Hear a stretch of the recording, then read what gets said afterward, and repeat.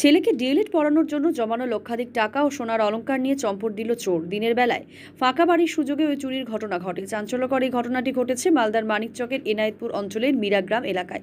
এই মর্মে মানিকচক থানায় লিখিত অভিযোগ দায়ের করেছেন ছাত্রটির মা। পরিবার সূত্রে জানা গিয়েছে, রবিবার সকালে বাড়ির সবাই নিজ নিজ কাজে বেরিয়ে যান। বাড়ির গৃহিণীও হাসপাতালে ডিউটি করেন, তিনিও গিয়েছিলেন কাজেই। বাড়িটি ফাঁকা থেকে যায়। বিকেল বেলায় ওই মহিলা কাজ থেকে বাড়ি ফিরে দেখেন মূল দরজায় তালা থাকলেও ঘরের তালা ভাঙা, বাড়ির শোকেস ও আলমারির তালাও ভাঙা। ছেলের ডিএলএড পড়ানোর জন্য জমানো নগদ প্রায় 1,30,000 টাকা নেই, পাশাপাশি সোনার অলংকারও চুরি গিয়েছে। গৃহিণী সাইফা বিবির অনুমান, প্রাচীর টপকে দুষ্কৃতীরা এসে সবকিছু চুরি করে নিয়ে গেছে। সঙ্গে সঙ্গে খবর দেয় মানিকচক থানায়। এই মর্মে মানিকচক থানায় লিখিত অভিযোগ দায়ের করেছেন তিনি। ঘটনার খবর পেয়ে ছুটে আসে মানিকচক থানার পুলিশ। ভাঙা তালা ও লোহার রড নিয়ে যায় পুলিশ। সবকিছু হারিয়ে দিশেহারা পরিবার। সাইফা বিবি বলেন, বাড়ির সকল সদস্য সকালে নিজের কাজে চলে গিয়েছিল।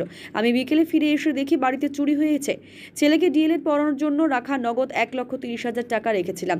সেই টাকাও আমার 1.5 ভরির সোনার অলংকার ছিল। সবকিছু চুরি হয়ে গেছে। মানিকচক থানায় অভিযোগ জানিয়েছে। আমি চাই অপরাধীকে খুঁজে আইন অনুযায়ী শাস্তি দেওয়া হোক। আমি মালদা মেডিকেল কলেজ হাসপাতালে ডিউটি করি। আমি সকালে মর্নিং ডিউটি ছিল আমার। আমি 7:10 বাড়ি থেকে বেরিয়ে গেছি ডিউটিতে।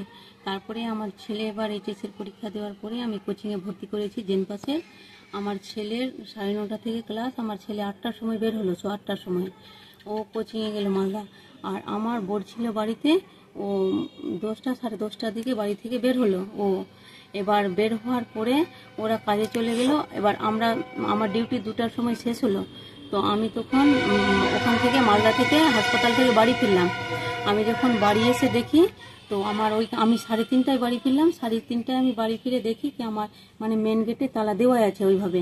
আমি যেই তালা খুলেছি, তালা খুলে ভিতরে এসে দেখছি কি আমার এই ডাইনিংয়ের ঘরের গেটটার তালাটা, আমার রড ছিল এখানে একটা কুলারের, আমার বোর মেকানিক্যালের কাজ করে ওই রডটা দিয়ে তালাটা ভেঙেছে।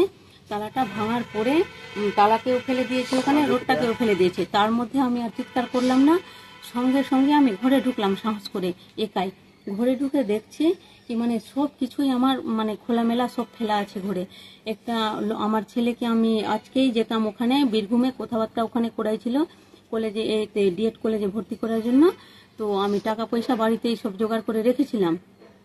তো এবার আমি লোকার খুলে দেখছি তো আমার 90,000 টাকা এক জায়গায় রেখেছিলাম, ওই টাকাটা নেই লোকারে। লোকার তো খোলা আছে এরকম সব, তো লোকারে ওই টাকাটা নেই। তারপরে লোকারের ভিতরের দিকে আমার একটা সোনার 1 ভরির একটা চেন ছিল, ওটাও নেই।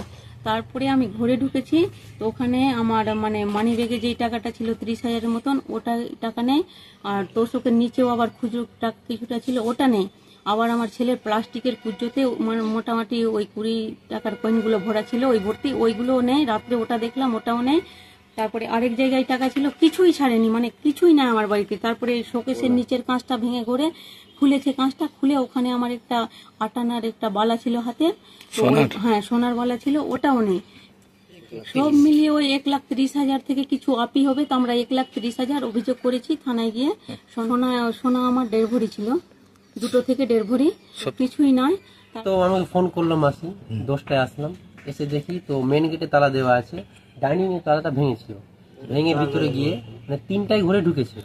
কিভাবে কেউ ঢুকলো? প্রাচীর ছিল পিছনের দিকে, প্রাচীর টপকে ঢুকেছে। হয়তো আগে থেকে ওদের প্ল্যানিং আছে, ওরা জানে যে কোথায় প্রাচীর আছে, কোন ঘরে কোথায় চাবি আছে। ডাইনিং এর তালা ভেঙে 3টা ঘরে ঢুকে ওর সোনার চেন ছিল, কিছু কোলা ছিল, ওসব তো বের করেছে ড্রয়ার থেকে ভেঙে। আর 1,30,000 টাকা ছিল, ওটাও বের করেছে। বের করে আবার প্রাচীর দিয়ে টপকে গেছে, ওইদিকে কিছু ইটও পড়েছে, আমরা দেখলাম।